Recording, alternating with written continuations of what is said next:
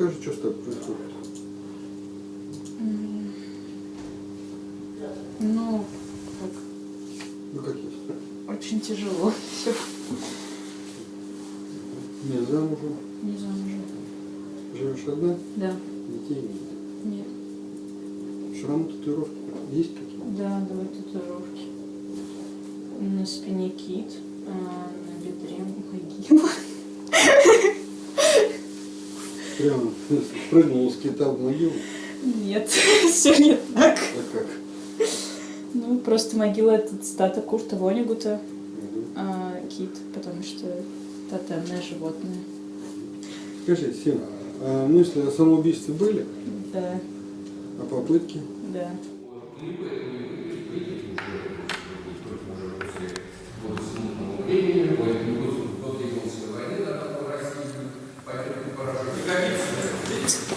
Спасибо большое. Я хотела еще спросить, можно у вас написать курсовой про Гермогена?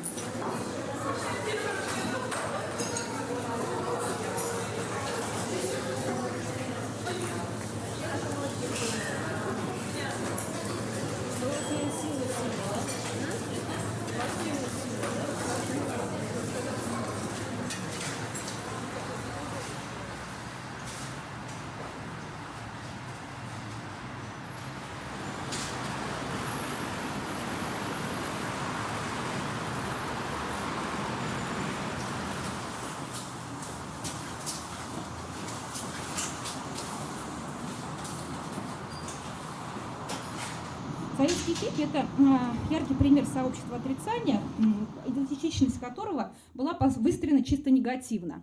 И в определенный момент в этом сообществе, хотя не у всех его членов, происходит переход от негатива к позитиву. И это очень видно на биографии Юры Диверсанта. Он изначально был настроен нигилистически, вот это вот воззвание выпустил, да, правильно, суицид, что мы хотим со своим телом, то и делаем, хотим наркотики принимаем, хотим жизнь самоубийством заканчиваем, а потом начался поиск позитива где-то в середине 70-х годов. И, значит, дальше тогда я пошла на Поляну. Это так называется место в Царицыно, где с 70-х годов встречаются хиппи каждый год 1 июня. И я думаю, что там вот устно я с ними поговорю и что-то узнаю про этого самого Юру Диверсанта.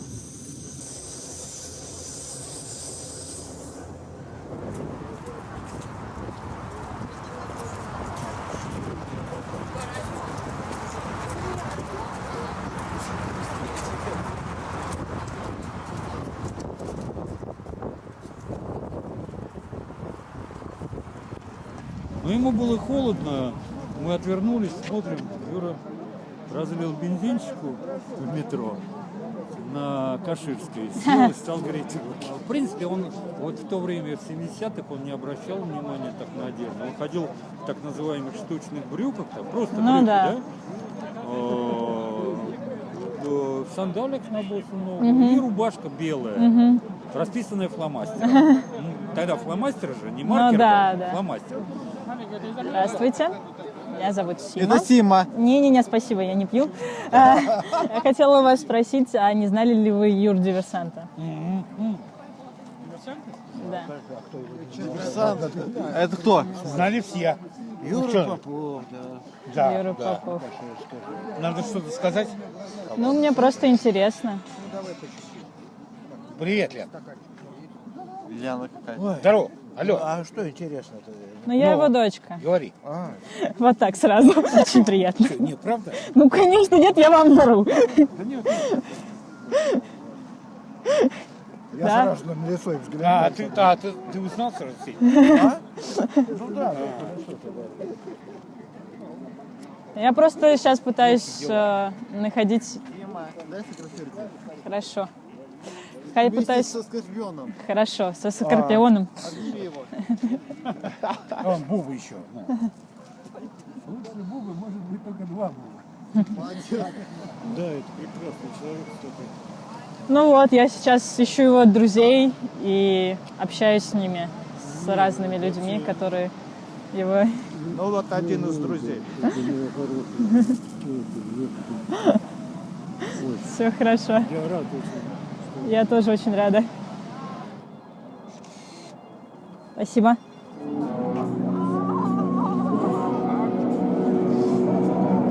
Вот, и он здесь писал, перечислял людей, да. Аккуратней. У Юры были такие списки, что лучше не вспоминать. Вы пришли. Да мы грелись. Он тут на вертоле. Я грелся. После смерти мамы ненавидел отчима. Просто мне казалось, что это он во всем виноват. Но тем не менее,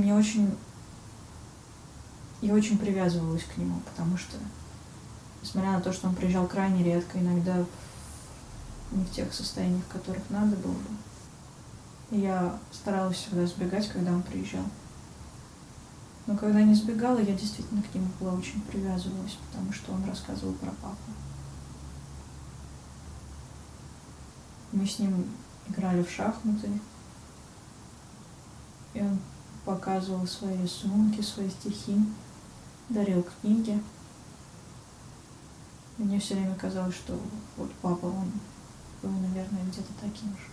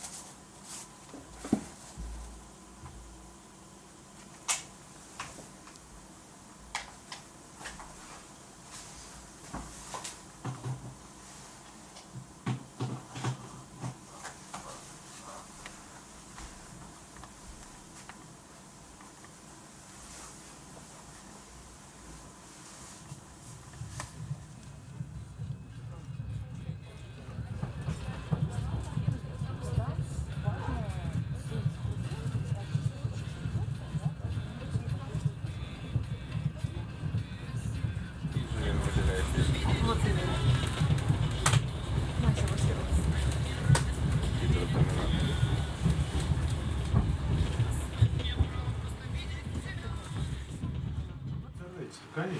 Я просто не видела, я потом посмотрю. Ладно, хорошо. У меня есть папин дневник. Один. Ну, вообще мне Оля обещала отдать остальные 3. Вот, но пока 1. Я хочу сказать, что он мне-то доверял сильно. Он очень недоверчивый был человек. Очень скрытый. Эмоционально он был закрытый полностью.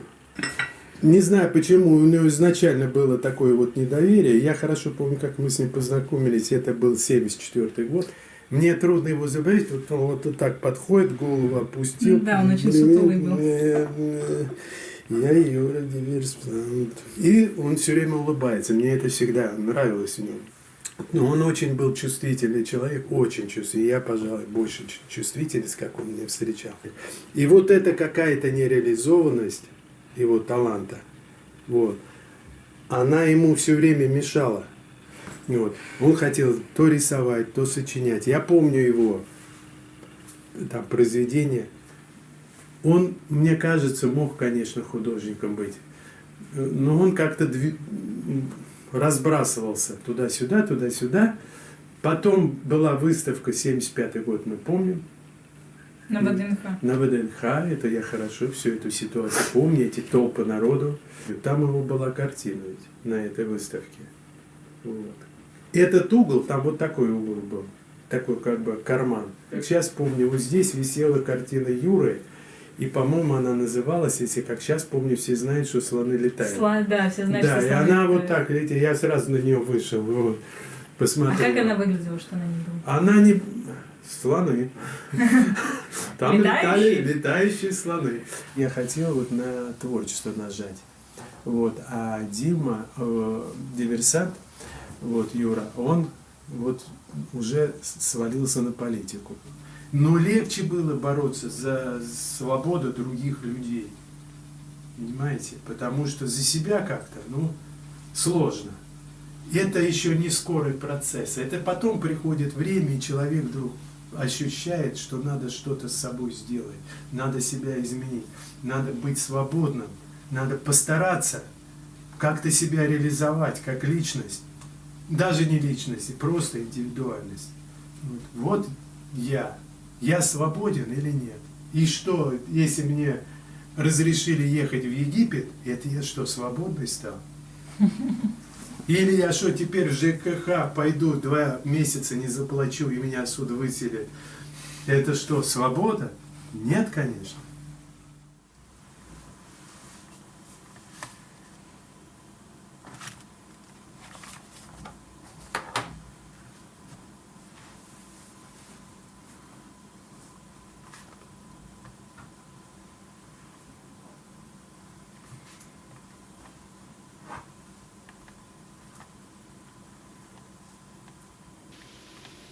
Не знаю, 12 лет я в очередной раз смотрела кучу разных фотографий. А мне тогда было очень интересно узнать про папу, потому что бабушка про него ничего не рассказывала. То есть как, это было так. Твой папа был очень хорошим человеком, он рисовал, он любил ботанику, он писал стихи, был очень хорошим человеком. На этом все заканчивалось. Этого не было летом, недавно какие-то прям уже нагромождения. Вот это Юрина могила. Вот она.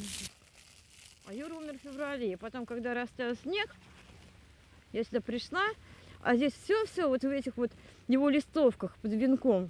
Там было написано: папа, не переживай, жизнь в надежных руках. Твой сын Юра диверсант, у меня есть сын Кирилл и дочь Серафима. Почерк у него разборчивый, но он мелкий, иногда бывает таким. Круто. Такие наивные вот эти вот тетрадки. У меня еще есть 4.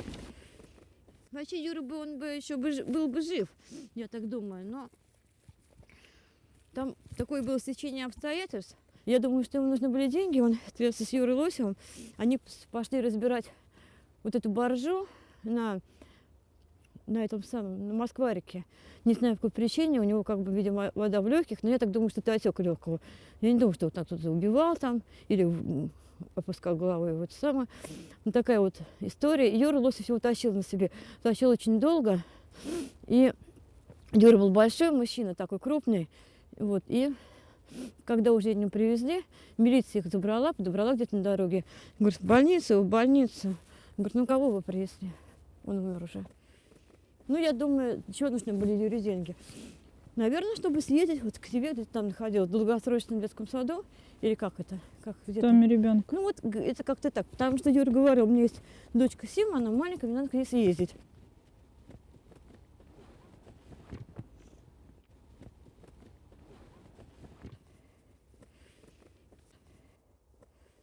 Допустим.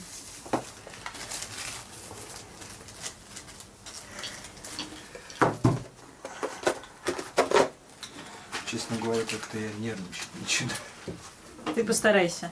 Я же говорю, если у тебя ничего не получится, придется забить всю ногу.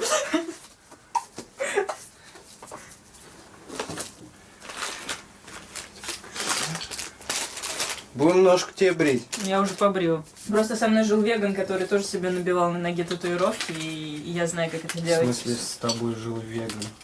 Где ты жила? У себя в квартире, просто у меня разные люди живут.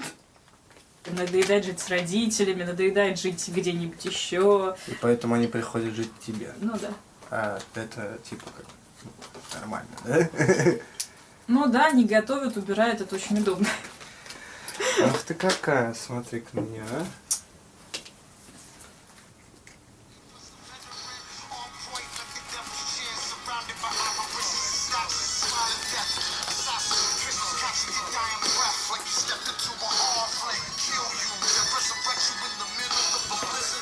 Что именно тебя не устраивает? Качество перевода или качество татуировки? Тебя качество перевода не устраивает? Ну да. Не бзди. Вот.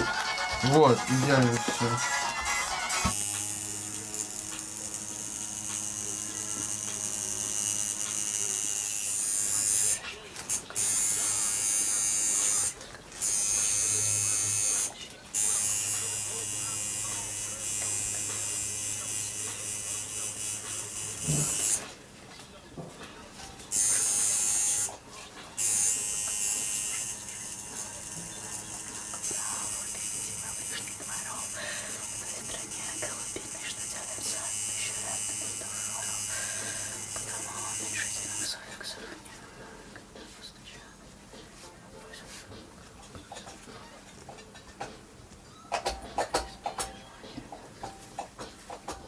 Потом зато я буду показывать всем эту надпись и говорить, это было прекрасно и совсем не больно.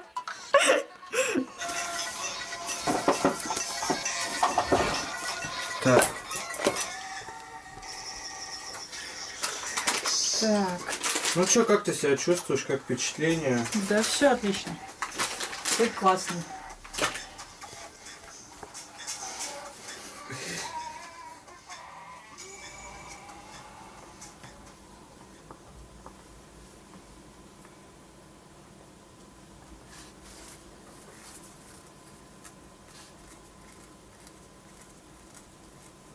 Про себя я могу рассказать. В 5-й больнице меня поймали на неком злоупотреблении. Ну вот, так они меня так загнали. Я, например, к главврачу на прогулке подхожу и с 3-го раза короткую фразу говорю: отмените, пожалуйста, лекарство. Язык не слушается вообще. Так. На что я получаю такой ответ: да ты еще хорошо держишься. Суть в чем заключалась? Он только что вышел из дурки, где ему на нем проверяли Модетен-Депо, французское психотропное лекарство. Юра. Прям это. Каждый день. И, в общем, у него был такой синдром в то время, назывался велосипед. Вот он не мог стоять на месте. У него вот так вот было. Нет, серьезно. 94-й. Ты родилась? Нет, еще 2 года. Ну вот. До рождения. Была такая на Финах, Алена жила, царствие небесное. В общем, а у меня черная была. Ну и как-то получилось, то ли, ну я не знаю, я узнал, что Дивер звонит, рингает ей, и он приезжает с мамой твоей. Ну просто они меня убили. Я их угощаю черный, варю по-человечески, им грамм даю. Дивер, понятно, себе побольше, взрослый. Ну вот. Ну суть в чем заключается?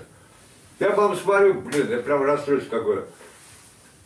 Они достают циклодол, догоняются. Как сказать, не тема.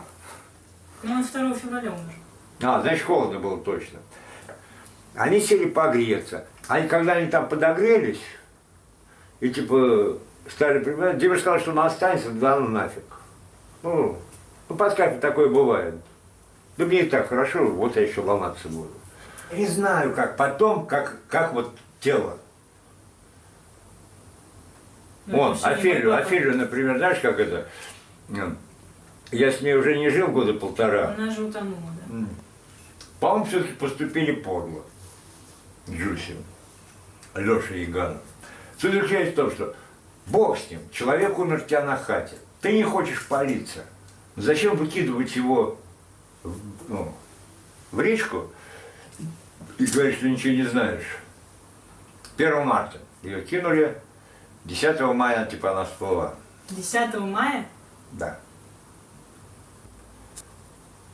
В принципе, винт это такая фигня, что ты можешь положить человека рядом, чтобы он кайф тебе не ломал, а потом вынесу. Понимаешь? Убить его? Нет, он мертвый уже, что его убивать? Ну кайф мне сейчас, вот я сейчас, вот на улице дождь, я побегу. Дождь кончится, вынесу.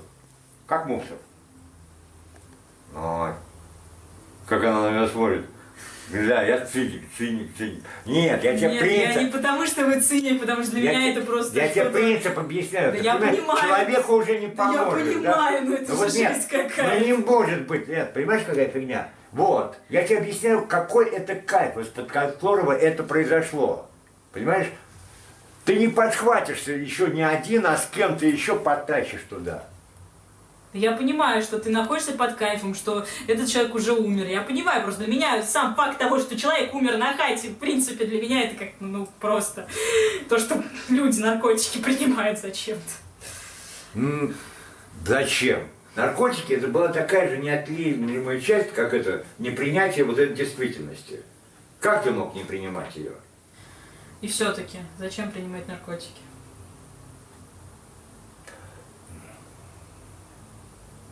Ну вот просто для себя, вы знаете, почему, зачем?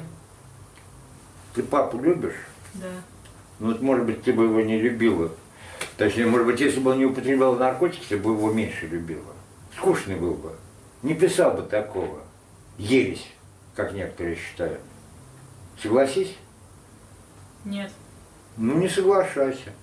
Но он-то был. У меня отец погиб, когда я ходил в 1 класс. Ну, Что я тебе могу... Нет, что я могу тебе сказать по поводу того, люблю ли я отца? Я его почти не помню. Ну, я маму почти не помню.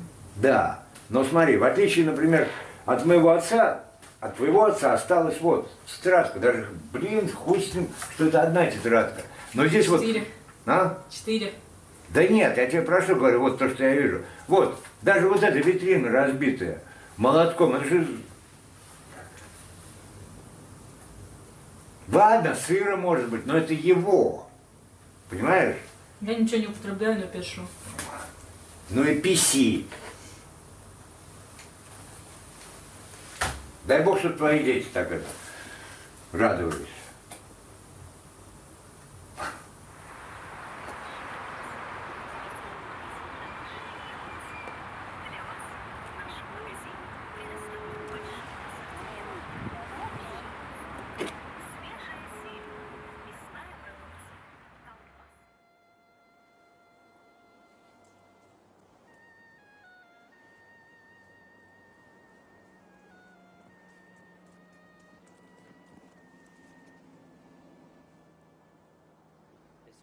Оставим ее одну.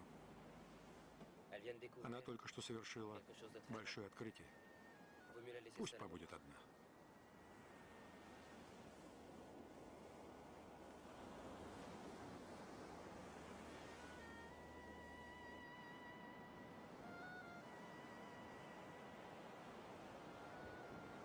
Давайте обсуждать фильм, пожалуйста. А кто режиссер, кстати? Как фильм называется? Ну, какой-то есть. Что вы смотрели?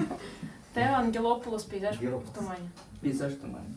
А, вот, «Пейзаж в тумане». Ну ладно, давайте я буду рассказывать, что я думаю. Я думаю, что...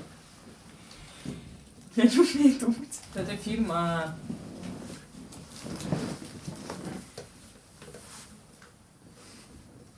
о том, как люди ищут то, чего нельзя найти.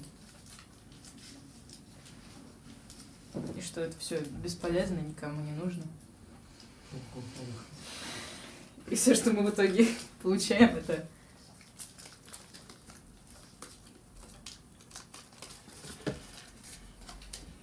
пустоту. Сама девочка говорит, что иногда мы уставшие, мы забываем о тебе. И тогда мы теряемся. Отличная цитата. И то, что она уже не знает, приближаются они к нему или отдаляются. Да, не совсем потому что они действительно, они изначально от чего-то бегут. А фильм для меня это что-то в виде притчи, действительно, рассказывает. Но не все так ужасно, как у Сима, опять же, что бесполезно, пустота и прочее. Я специально это сказала, я чтобы... считаю, что, ну да, итог, может быть, как раз таки не важен, потому что специально оставляют открытый финал. Интересно, что непонятно, добрались они до цели или нет. Путь намного важнее, чем конечная цель, наверное. Мне кажется, это образ даже всего человечества, что вот они, дети, ищут Отца Бога, и все человечество — это заблудшие дети, которые ищут Бога.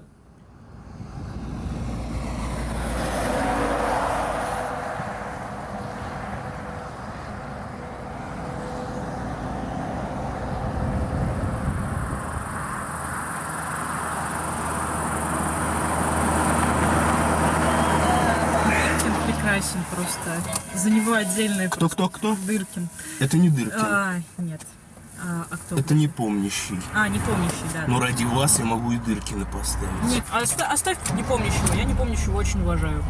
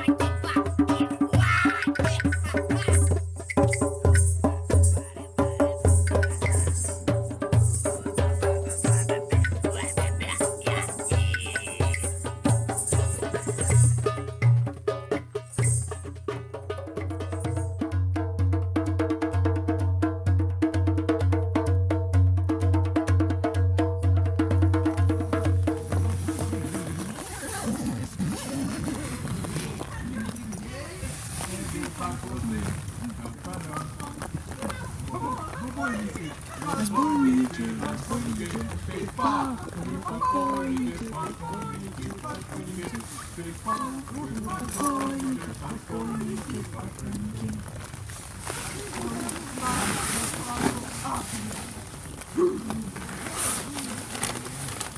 Запахли.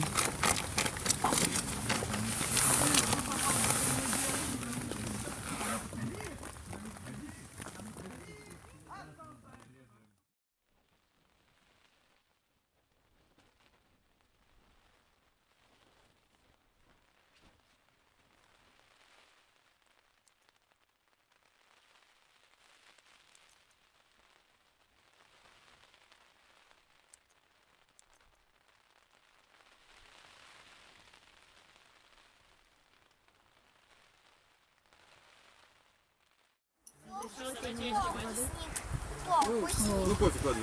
Давай Конечно, дальше. если ты хочешь чаек, то он за без дела. Нет, что я знаю. Просто если... О, Нина! Ух ты, какая сковородка. Нет, не с такой начинкой. А с такой будут? Ромашку надо спросить, она пекла что-то. Они у нее, и она будет выдавать конкретно и конкретно говорить. Прости, а кто твой папа? Дивер. Юр Диверсант. Вот. И он умер уже давно, он умер в 98 году, в 99 году. Еду и ищу что-то, что было связано с моим отцом хоть как-то. Ну, он был хипарем, в принципе, организовал встречи в Царицыно. Ну, понятное дело, что на всех этих радугах нет никого, или почти никого, кто бы мог знать моего папу. Юру знали все, но никто с ним почти не общался, потому что он был как я. Очень сложно общаться с человеком, который не идет на контакт, потому что хочет сидеть и закрываться. Вот. Нет, он наркоман. Как бы официальная версия такова. Замерз на улице.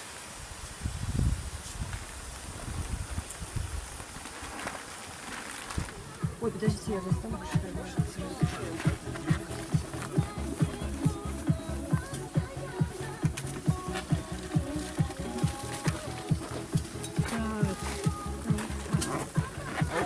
Надо купить краски и разукрашивать.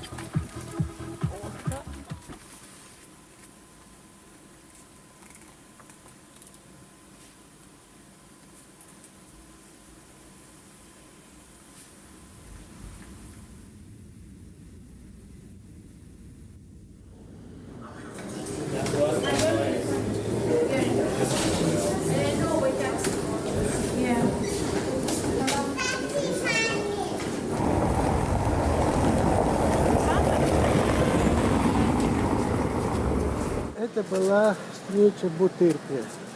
Я говорю, Юра, он говорит, Сандр, ты за что? Ну, он говорит, за наркоту. И вот нас сразу разъединили, мы в разных двориках гуляли. И после этого я его не видел. У меня тоже, кстати, есть диагноз вялотекущая шизофрения. Это мне такой профессор Марковским поставил в этом Тащенко. Он за 15 минут, меня 3 раза в Сербского возили, там ничего. А он пришел, это явный купленный человек от КГБ, так пришел, сказал, вот и так, вот. И все, потом меня переведет в Дурхату, и там уже другая атмосфера, там одни сумасшедшие, там прям жутко. Ну да, понимаете? понятно. Потом помню, что на бульдозерной выставке... В каком? В 80-м, нет? Да, до арестов, когда их разогнали в Измайлово. Я там лично не был, потому боюсь, что может быть что-то не так. Но вы уточните. На бульдозерной выставке, он там был такой уже, такая инсталляция у него была. Пальто висело длинное, а отсюда бутылка с молоком, кстати. Не то, что мы ждем выше.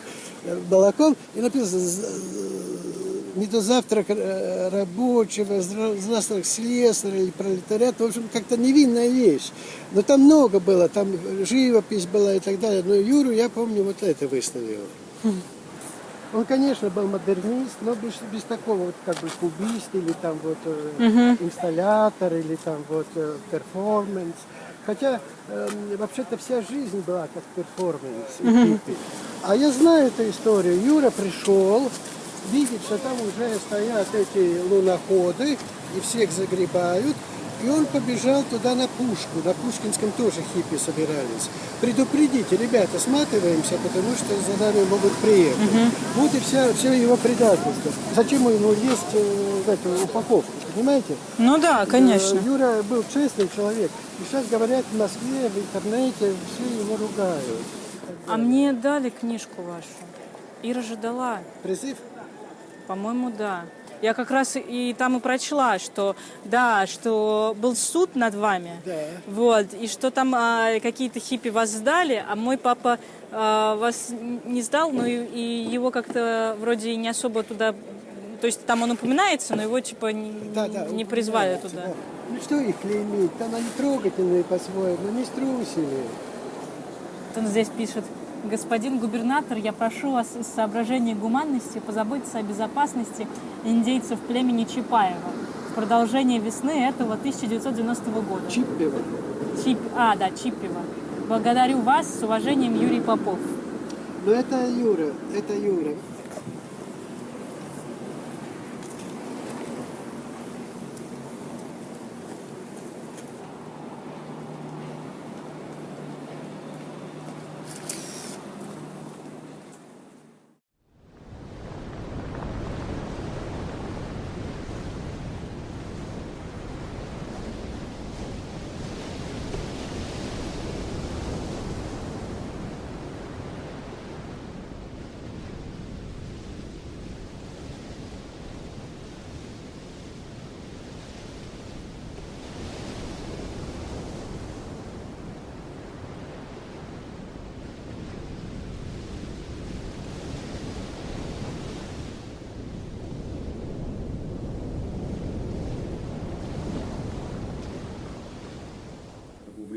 Человека, который уже находится в ином измерении, в иной форме бытия своего. Святые отцы говорят, что самое большое, что мы можем сделать, это изменить свою жизнь. Не только себе, и не только спасаем свою душу, но мы и помогаем нашим близким. У Бога нет мертвых, и вот у Бога все живы. И вот преподобный Серафим, к примеру, говорил: спаси себя, и вокруг тебя спасутся тысячи.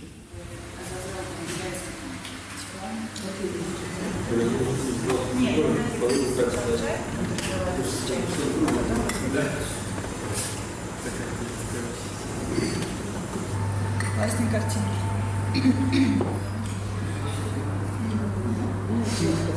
Были еще, но они не сохранились, потому что все-таки влажные бумаги. Ну, это первое поколение хиппи. Азазелла, просто мы с ним встретились, он приехал ко мне домой, и у меня в доме на стене, у меня стена тоже изрисована, у меня на стене два больших кита. Он заходит и такой: это прям как в наши времена, типа, так хиповский такой, прям проникся. И у меня дома шкаф стоит с книгами, и у меня вообще очень много книг, хотя мне, конечно, все время мало. Вот. И он тоже начал смотреть книги, естественно, сразу же такой нашел Брэдбери. Он ехал на день рождения к моему старшему сыну. Вообще как-то так. От того мне стало совсем ужасно. А сколько лет? Старшему? Нет, Анатолию. 60. Юбилей. Никто не пришел к нему на день рождения. Он никого не приглашал к себе на день рождения. Ну, у нас потусовался, успел свой день рождения. Да? А потом сказал: ах так, тогда я нажмусь и ушел. Я как мать твоих сыновей тебе могу сказать, они не меняются. Просто трудно 60-летнего в угол поставить.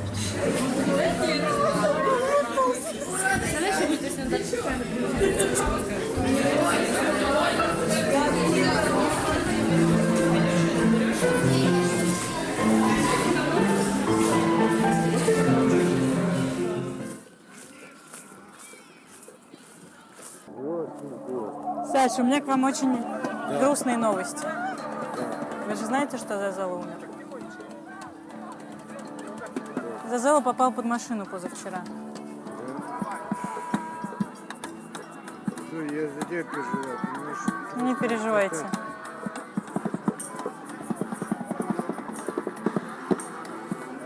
Реальность. Она сейчас падает. А куда она падает? Ты как историк, ты видишь. А без истории нет истины. Все знают, что такое тихий пикет? Никто не знает. Мне нужно сказать правду. Нет, хорошо. Успех. Да. Вот. И, собственно, сегодня мы собрались просто почитать отчеты. Ничего больше. Серафима читает, Серафима пишет. Привет, я Сима. День первый. Мой первый тихий пикет был очень страшным. Чувствовала себя абсолютно голой, вплоть до того, что проверяла, на мне ли еще платье, потому что люди пожирали меня своими взглядами и мой плакат. Автомобилист на переходе пытался прочесть, но не знаю, удалось ли ему.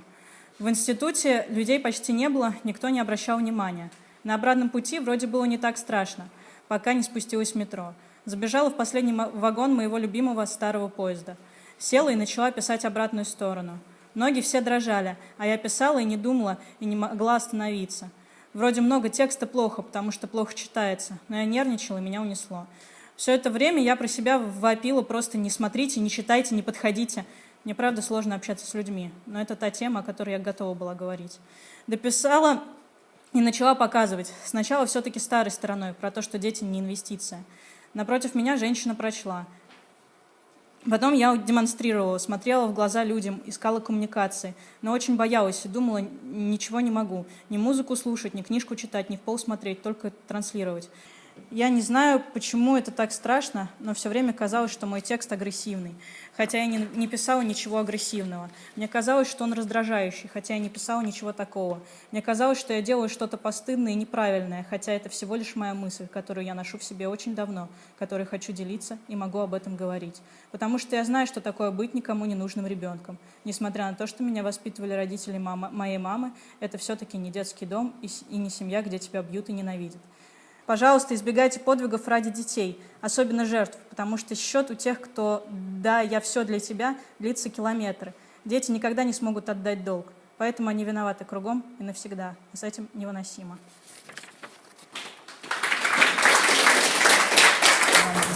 Я смотрела на звезды, они падали, и я не знала, что загадывать. Теперь я поняла. Вот, это так клево. Мне так нравится, что я поняла, что я хочу. Все. А ты, конечно, не расскажешь, да? Ну, конечно, не расскажу вам, иначе не сбудется же. Загадай. Итак, Не рассказывай. я загадываю. Всё. А сколько свечей? Ты почитаем даже. До 20 отстань. Можно я съем их? Подожди. Они не восковые. Тихо. Это супер сокровенное, супер клевое желание, супер лучшее просто, которое я сейчас могла себе. Мы все умерли? Если у тебя легких не хватит, Ну тихо, ну пожалуйста, не портите момент, а. Все.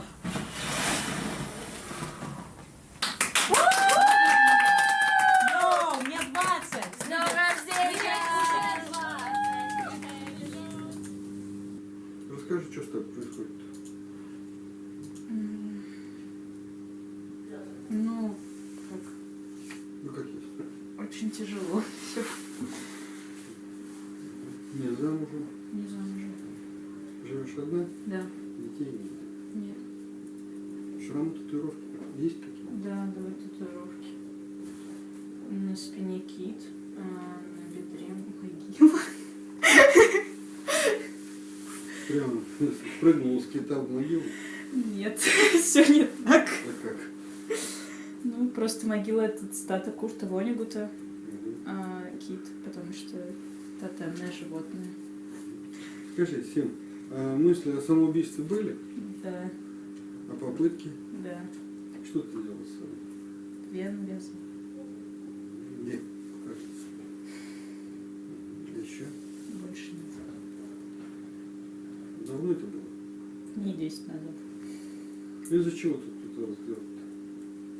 Я не знаю. Было ощущение, что я вне реальности. И как так? Ну, что все нереально.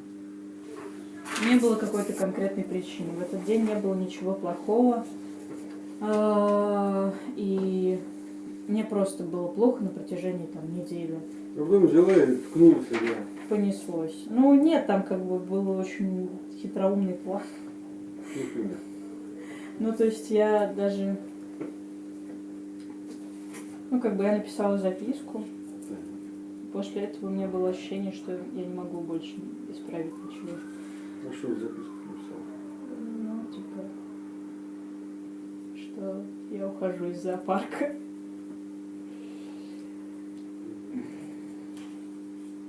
Ты с кем поссорилась? Нет.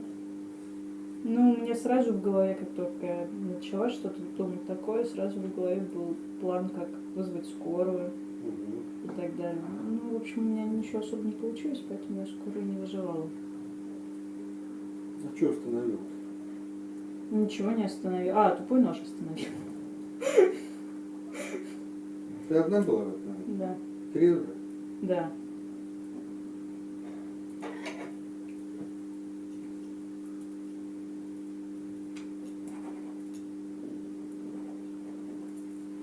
Больше таких попыток не было?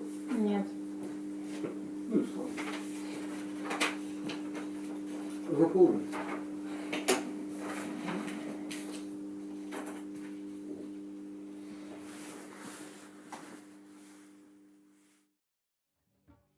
Ищут военные, ищет милиция, все участковые нашей столицы.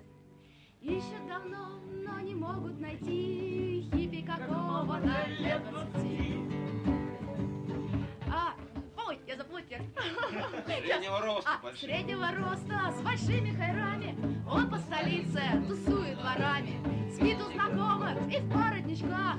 Фенечек гроздь у него на руках. Каждую пятницу, верьте, не верьте, он совершенит в переходах на флейте. Ксивник и клёши есть у него, больше не знают о нем ничего. Ехал однажды в казенном авто прапорщик важный, неведомо кто. Ехал весною из военкомата, песенку пел из нехитрого мата. Вместе с ним на сиденье справа ехали также в порядке устава. 5 рядовых на действительной службе, 3 автоматчика просто по дружбе.